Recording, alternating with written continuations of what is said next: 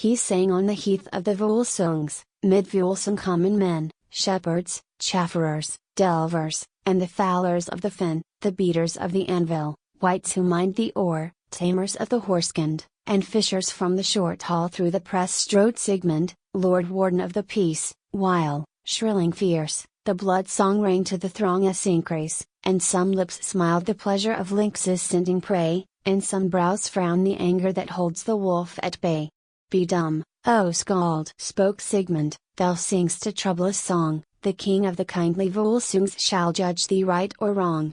Then slow to the hall of the mighty, and silently under its roof, flowed the host of the mid-world people to hear the thing at proof. On the high seat shone King Volsung, his champions gleamed anear, and the voice of lordly Sigmund came welcome to his ear. Father, king, and judger, now tell me what to do. This Skald divides thy people, is praise or death his due? Son Sigmund, tell thy story, and whence the stranger came. I found him chanting on the heath, and no man knows his name. Some think him even as Balder come back to bless the earth, and some hear in his blood song the dwarf kind as cruel mirth.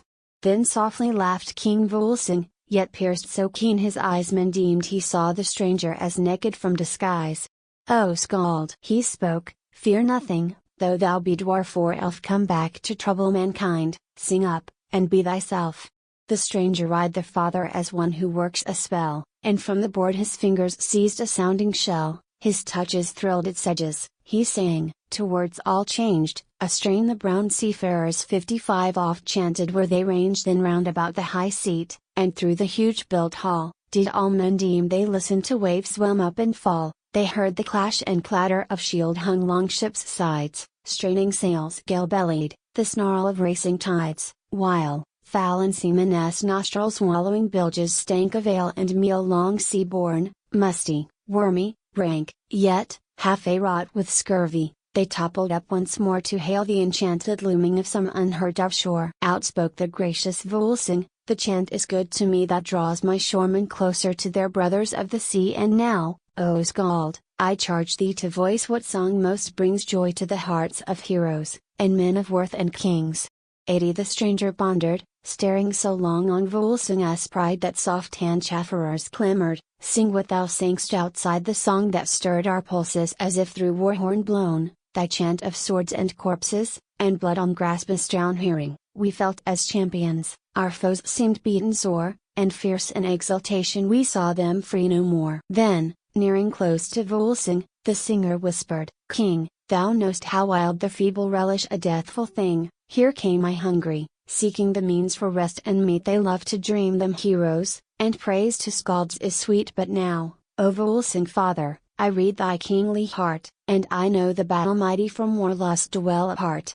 Frowned dark the lordly Volsung, shame drowneth as a flood the fame of every singer who urgeth men to blood. The scorn of sordid heroes is on the swordless wight who stirs the weak to clamor that sends the strong to fight. Behold, all blades of battle around my shield-hung wall are hidden sheath, lest baleful their deadly gleams should fall, and yet thy plea shall save thee if now thou singst what brings most joy to hearts of heroes, and men of worth, and kings.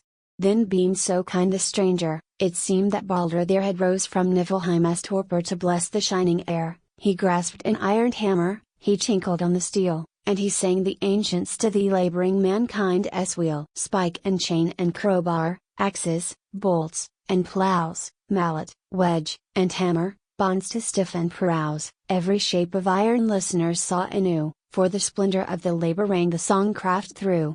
So changed the tinkled measure that looms rocked in the hall, spindles twirled, and shuttles flew twixt wall and wall, cloth for street and temple, cloth for sea and wold, and the weaver's patient pleasure wove in every fold. Through all men's craft and labor the runic rhythm changed, as valorous endeavor all useful works it ranged, and the idler was the dastard, and the pleasure seeker rest joy more weak, and far more witless than the pastime of a boy. O Skald, spoke gladdened Volsung, thou singst the truest song. It endeth and amendeth labor's ancient wrong, its glory none had chanted, its pride no ear had heard, for the toiling held the toiler from the finding of the word. Yet none, save to that throbbing my harp hath in its strings, can sing what most joys heroes, and men of worth, and kings.